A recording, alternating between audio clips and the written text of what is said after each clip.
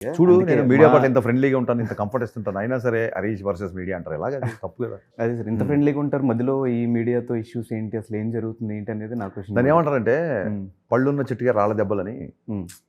పడదాం, భరిద్దాం, ఏం చేస్తాం. కానీ ఎక్కడ ఎక్కడ మీ పాయింట్ ఏంటో నాకు అర్థం కాలేదు సార్. మనిషితోనా లేదంటే ఆ వ్యవస్థతోనా? వ్యవస్థలకి ఎలా తప్పు పడతావు? వ్యవస్థలకి ఆన్సరబుల్ ఎవరు ఉంటారు? వ్యవస్థను తప్పు పడదామా? ఒక ఆటో డ్రైవరు ఒక అమ్మాయిని ఏదో చేసాడని చెప్పి మొత్తం ఆటో డ్రైవర్లు అందరి మీద పగబట్టేస్తారా? అలా చేయకూడదు కదా. It's always individual. బట్ నేనున్న ఈ 5 years నేను అబ్జర్వ్ చేస్తున్న మీడియాలో ఆల్మోస్ట్ సెలబ్రిటీస్ అందరూ కూడా ఒక మాట మాట్లాడాలన్నా, ఒక పాయింట్ రేస్ చేయాలన్నా కూడా కొంచెం ఇబ్బంది. మనకెందుకు, మన పని మనం చేసుకుంటూ వెళ్ళిపోతుంది. మన సినిమా రిలీజ్ అయిందా, హిట్ అయిందా, ఓకే, ఫ్లాప్ అయిందా, ఇంకో సినిమా చేసుకున్నాం, ఈ పాయింట్లో ఉన్నారు. కానీ ఎక్కడ మీలా రేస్ చేసి మాట్లాడిన వాళ్ళు లేరు. మీరు ఎందుకు రేస్ చేయాల్సి వస్తుంది ప్రతి టాపిక్? అంటే ఎందుకు రేస్ చేయకూడదు? నా క్వశ్చన్ ఏంటంటే, నిన్న అడగట్లా, మామూలుగా చెప్తాను, ఎందుకు రేస్ చేయకూడదు? నేను రోడ్డు మీద ఏదన్నా ట్రాఫిక్ జామ్ అయితేనో, లేకపోతే ఏదన్నా అక్కడన్నా జిహెచ్ఎంసీ ప్రాబ్లం ఉంటేనో, అది నేను నా ఇండస్ట్రీ కాదు, నా ఇండస్ట్రీ సమస్య కాదని చెప్పి నేను ఎప్పుడూ వదిలేదే. ఒక platform, technology develops, technology should contribute to the growth of a society. ఒక మంచి టెక్నాలజీ డెవలప్మెంట్ అది మానవాళి యొక్క అభివృద్ధికి ఉపయోగపడాలి. ఓకే, సో నేను ట్విట్టర్ హ్యాండిల్ అలా యూజ్ చేస్తాను. అట్ ది సేమ్ టైం ట్రోలింగ్కి క్రిటిసిజంకి డిఫరెన్స్ ఉంది. సో ఎప్పుడైతే క్రిటిసిజం అనే లైన్ దాటి ట్రోలింగ్ స్థాయికి వెళ్తారో అప్పుడే నేను మాట్లాడదా. ఇప్పుడు నువ్వే చెప్పావు చాలా ఫ్రెండ్లీగా నేను చేసుకున్నాను. ఎంతమంది నేను ఆ మాట్లాడిన 2-3 కాకుండా మిగతా వీడియో ఏదైనా ఒకటి చూపించండి. హరీష్ శంకర్ పలానా జర్నలిస్ట్ని పలానా మాట్లాడాను కానీ, లేకపోతే వాళ్ళని ఇలా కార్నర్ చేసాడు కానీ చూపించండి వేరేది. సో న్యూటన్స్ థర్డ్ లా ప్రకారం మీ యాక్షన్ తాలూకు రియాక్షన్ ఉంటుంది తప్ప నా ఎవరి మీద పర్సనల్గా ఏమి ఉండదు. మళ్ళీ ఒక 100 ఇంటర్వ్యూలు చెప్పా, మళ్ళీ చెప్తున్నా, నా సక్సెస్లో సినీ హీరోలు, సినీ నిర్మాతలతో పాటు సినీ జర్నలిస్టుల యొక్క క్రెడిట్ చాలా ఉంది. ఐ బో టు దేర్ వర్క్. నా సినిమాని జనాల దగ్గర తీసుకెళ్ళడంలో ప్రతి పాత్రికేయుడికి నా సక్సెస్లో క్రెడిట్.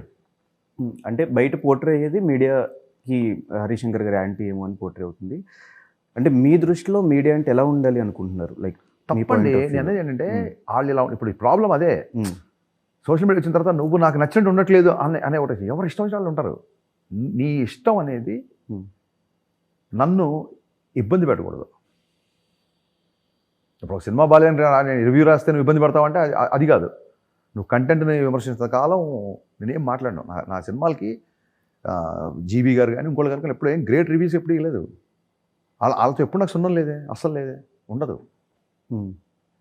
అసలు మనం ఇంత డిస్కషన్ కూడా చేసుకోవద్దు. All thing is on the YouTube. నేను మాట్లాడిన వాళ్ళు ఎవరు అనేది మీకు తెలుసు క్లియర్గా. So how it goes. Yes, okay sir. So coming to mister Bachchan, అంటే మీ రీమేక్స్లో నాకు బాగా ఇష్టం, లాస్ట్ టైం చెప్పా గబ్బర్ సింగ్. నేను దబాంగ్ చూసినా నాకు అంత కిక్ ఫ్యాక్టర్ రాలేదు, కానీ గబ్బర్ సింగ్ చూసిన తర్వాత అసలు దానికి దీనికి సంబంధం లేకుండా మీ స్థాయిలో మీరు కమర్షియల్ ఎలిమెంట్స్ అంతా యాడ్ చేసిన విధానం నాకు బాగా నచ్చింది. సో ఇందులో రైడ్కి దీనికి ఏ డిఫరెన్సెస్ మీరు చూపించబోతున్నారు? అలాగే ఉంటుంది. దబంగ్కి గబ్బర్ సింగ్ ఎంత డిఫరెన్స్ ఉందో, రైడ్కి మిస్టర్ బచ్చన్కి అంతే డిఫరెన్స్ ఉంటుంది. That much I can assure. So ఏమేమి చేంజెస్ చేశారు మాకు రైడ్ కంటే దీనికి? చూడాలి చేంజెస్. బేసిక్ ఇందులో హైలైట్స్ ఏంటంటే 90s బ్యాక్డ్రాప్, అది చాలా ఇంట్రెస్టింగ్గా ఉంటుంది. రవితేజ గారి క్యారెక్టర్ సినిమాలో ఆనెస్టీ ఈజ్ ద హీరో, అది చాలా బాగుంటుంది. కొత్త అమ్మాయిని ఎందుకు పెట్టామంటే గ్లామర్ చూపిద్దాం అనుకుంటాం కాదు. ఏ హీరోయిన్ పెట్టినా ఆవిడ తాలూకు ప్రీవియస్ సినిమాలన్నీ గుర్తొస్తుంది. 90sలో ఒక వీధిలో ఒక అమ్మాయి ఇలా ఉండేదేమో అని ఒక ఫీలింగ్ రావాలి సినిమా చూసిన వాళ్ళకి. ఆ టైంలో ఒక అమ్మాయి అలా లంగావణి వేసుకుని ఆ వీధులు అలా తిరిగేదేమో. అప్పుడు ఆడియన్స్ ఇప్పటివరకు చూడని ఫేస్ చూడాలని నా యొక్క ఫీలింగ్. సార్ రీమేక్స్ మీ దగ్గరికి వస్తే మీరు రీమేక్ని సెలెక్ట్ చేసుకుంటారు అంటే రైట్? రెండు జరుగుతుంటాయి. గబ్బర్ సింగ్ నా దగ్గరికి వచ్చింది, మిస్టర్ బచ్చన్ నేను సెలెక్ట్ చేసుకున్నాను. ఓకే, ఎందుకు నచ్చింది మీకు రైడ్ అనే సబ్జెక్ట్? ఎందుకు నచ్చింది? అదే చెప్తున్నాను, నాకు అజయ్ దేవగన్ గారు అంటే చాలా ఇష్టం. I have a huge respect towards Ajay Devgn sir and love to do a film with him in future. So he's like Amay Patnaik, a characterisation is like extraordinary. But at the same time this lot of difference between Raviteja garu and Ajay Devgn garu. So I have to address his histrionics, his sensibilities and all.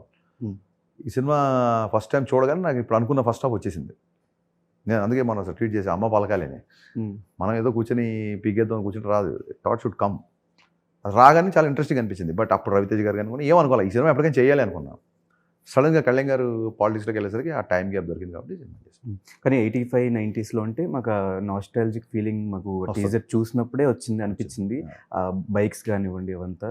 So ఏమేమి పెట్టారు sir ఆ time పీరియడ్లో ఉన్న items? Land lines, లంగావణిలు, tape రికార్డర్లు, cassettes, recording centres, Bajaj చేతకులు, ఆ time తాలూకు కాస్ట్యూమ్స్, అప్పుడున్న చిత్రలహరి, చిత్రహార్, ఇవన్నీ మీకు ఏంటంటే ఒక డిఫరెంట్ వరల్డ్లోకి తీసుకెళ్తాయి. డిఫరెంట్ వరల్డ్ అంటే కూడా మనకు బాగా గుర్తొచ్చే ఈ జనరేషన్ వాళ్ళకి వాళ్ళ అన్నయ్యలు, వదినలు, పేరెంట్స్ వాళ్ళు చెప్పిన విషయాలు, ఆ జనరేషన్ వాళ్ళకి అసలు A to Z family entertainment అండి. 90స్లో మీరు మిస్ అయింది ఏంటి? నేను మిస్ అయింది ఫ్రెండ్ని కలిసి ఉన్నప్పుడు ఉండే ఎక్సైట్మెంట్. ఒక ఫ్రెండ్ని పలానా ప్లేస్కి అక్కడ రమ్మంటే అతను చూసేంత వరకు కమ్యూనికేషన్ ఉండేది కాదు. రేపు అక్కడ కలుద్దామని వర్బల్గా చెప్పేస్తే ఆ కలిసేంత వరకు ఒక ఎక్సైట్మెంట్ అది. ఇప్పుడు వాట్సాప్లో where are you 10 minutes away, 2 minutes away అని చెప్తుంటే ఆ ఫ్రెండ్ని కలుస్తున్న ఎక్సైట్మెంట్ పోతుంది. ఇప్పుడు నేను బాగా మిస్ అయ్యేది ఆ ఎక్సైట్మెంట్. అలాగే సినిమా బిఫోర్ పాటల గురించి తెగ మాడుకునేవాళ్ళు. చాలా ముందు రిలీజ్ అయ్యాయి, బుక్స్ కూడా వచ్చేవి, లిరిక్స్ అంతా అవైలబుల్ ఉండేవి, పెద్ద పెద్ద పోస్టర్స్ ఉండేవి ఆడియో సెంటర్స్ దగ్గర. ఇప్పుడు అంతా సోషల్ మీడియా అయిపోయింది ప్రమోషన్ అంతా. సో అదొకటి బాగా మిస్ అవుతుంది. సినిమా వైజ్ వరకు ఆడియో లాంచెస్ జరిగాయి. జరిగేది. సో ఆ పరంగా ప్రమోషన్స్ ప్లాన్ చేయలేదు సార్ ఇదివరకు? సరే మోరల్లెస్ మనం కూడా చేస్తాం రిలీజ్ ఈవెంట్ అని. ఈవెంట్స్ ఇంపార్టెంట్ కాకుండా సరే మెయిన్ ఆ ఎక్సైట్మెంట్ మిస్ అవుతాం. బేసిక్ ఎక్సైట్మెంట్ అప్పుడు ఎక్కువ ఉండేది. అప్పుడు కొంచెం డిస్క్లోజ్ చేసి ఉండే మ్యాటర్స్ అన్ని.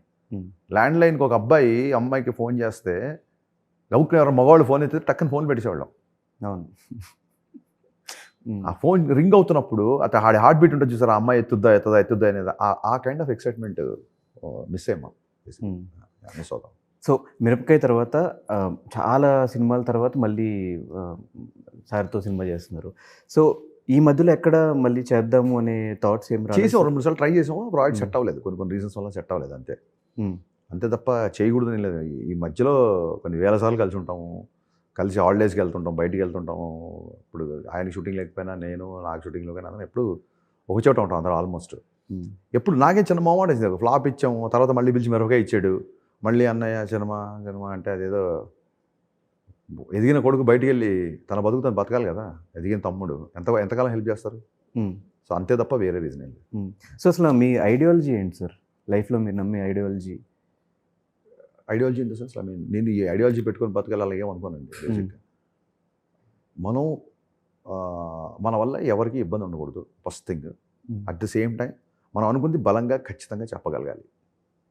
అంటే మీ స్పీచెస్ చూసినా, మీ ఇంటర్వ్యూస్ చూసినా, మీ మైండ్ సెట్ కానీ, కళ్యాణ్ గారి మైండ్ సెట్ కానీ, రవితేజ గారి మైండ్ సెట్ కానీ, ఆ మాటలు కానీ సేమ్ యాజ్ ఇట్ ఈస్ ఒకేలా ఉంటే వాళ్ళతో కలవడం వల్ల ఐడియాలజీ ఏమైనా చేంజ్ అయిందా, లేకపోతే అంతకుముందు కూడా చిన్నప్పటి నుంచి మీ ఐడియాలజీ ఎలా? రెండు ఉండొచ్చు. బేసిక్ ఎలా ఉంటుందంటే వాళ్ళిద్దరు ఇన్ఫ్లుయెన్స్ ఉంటుంది నా మీద డెఫినెట్గా. చిన్నప్పటి నుంచి కెరీర్లో సినిమా ఇండస్ట్రీకి వచ్చిన తర్వాత ఎక్కువ లైఫ్ స్పాన్ రవినేతో, రాకముందు నుంచి పవన్ కళ్యాణ్ గారి ఇన్ఫ్లుయెన్స్.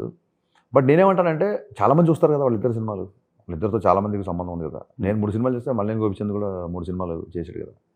నేనేమంటానంటే నీలో సిమ్ కార్డ్ ఉంటే సిగ్నల్స్ వస్తాయి. సో నీలో కూడా ఎంతో కొంత అది ఉంది కాబట్టి మేబీ ఆ ఇన్ఫ్లుయెన్స్కి you will get attracted or you will be sounding like that. So